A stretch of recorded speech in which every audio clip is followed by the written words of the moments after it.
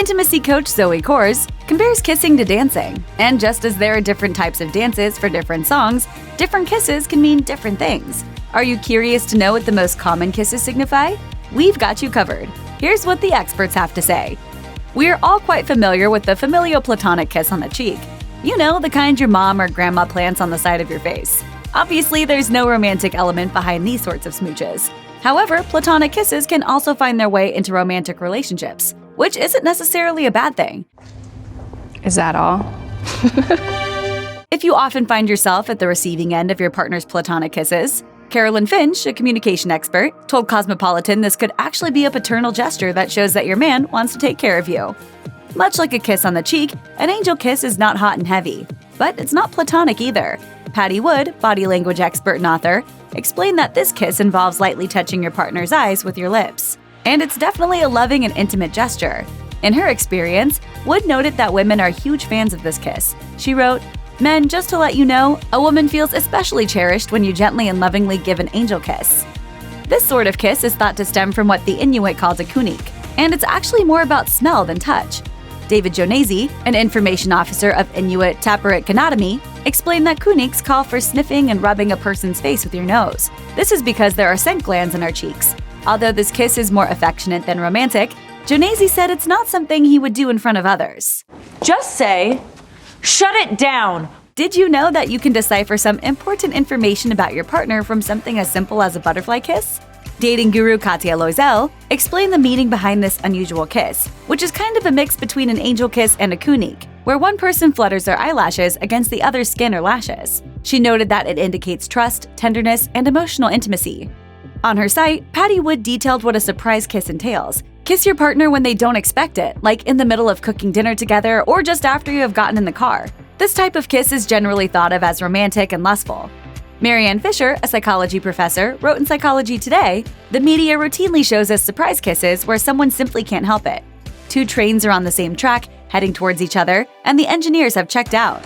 While it's true that a surprise kiss can be romantic, many feel it is better to ask for permission as opposed to stealing a kiss." Although you might not think much of a kiss on the forehead, its meaning is controversial among experts. Holly Richmond, a psychologist and sex therapist, thinks forehead kisses are compassionate and atypical, making them more memorable. However, Terry Orbuck, a couples therapist and professor, believes it's not actually a sweet gesture at all. She told Women's Health that she sees it as a kiss that supports a kind of power imbalance in favor of the kisser side, since it usually happens between someone older or more experienced and someone younger.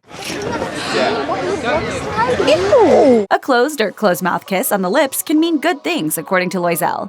She believes it says, "I'm really into you and I respect you, and I will follow your lead."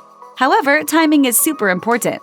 Loisel clarified, "In the early stages of courtship, a closed-mouth kiss is used to test the waters and indicates that he's still respectfully cautious." However, she noted that if closed-mouth kissing becomes the predominant form of kissing in a long-term relationship, this could indicate that the relationship needs some work. Okay, this is too slow. Although the open-mouth kiss doesn't get as much recognition as its French cousin, it still indicates heavy attraction.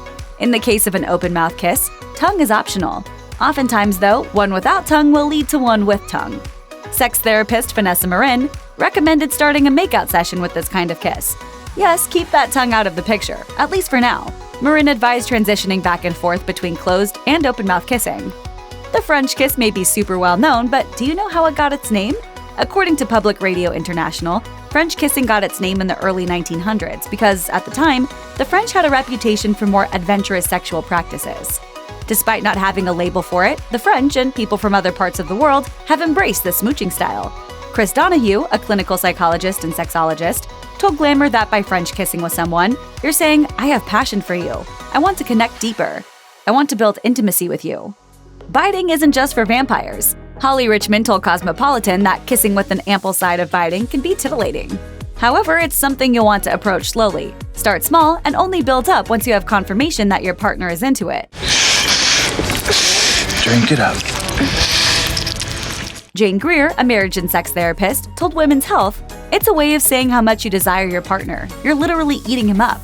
Just as Richmond advised, Greer recommended a gentle approach. This way, your partner will experience biting as positive and playful, and not, terrifying. I said stop! The neck is really sensitive, and a kiss here can indicate more exciting things to come. Not only is the neck a sensitive area, it's also quite literally a vulnerable one, as this is the home of the ever-important carotid artery. A collarbone kiss, on the other hand, implies intimacy and manifests a certain degree of erotic intention in the giver, according to Mabel Iam, a psychotherapist and relationship expert. Although it doesn't require quite the same vulnerability, it's still a very effective seductive gesture. If you're wondering if a kiss on the top of the head is a sweet gesture, well, we'll be honest with you. It depends. Kissing on the head or hair is a nurturing and intimate gesture that indicates someone is there for you. It sounds nice, but it might also be a red flag in a romantic relationship.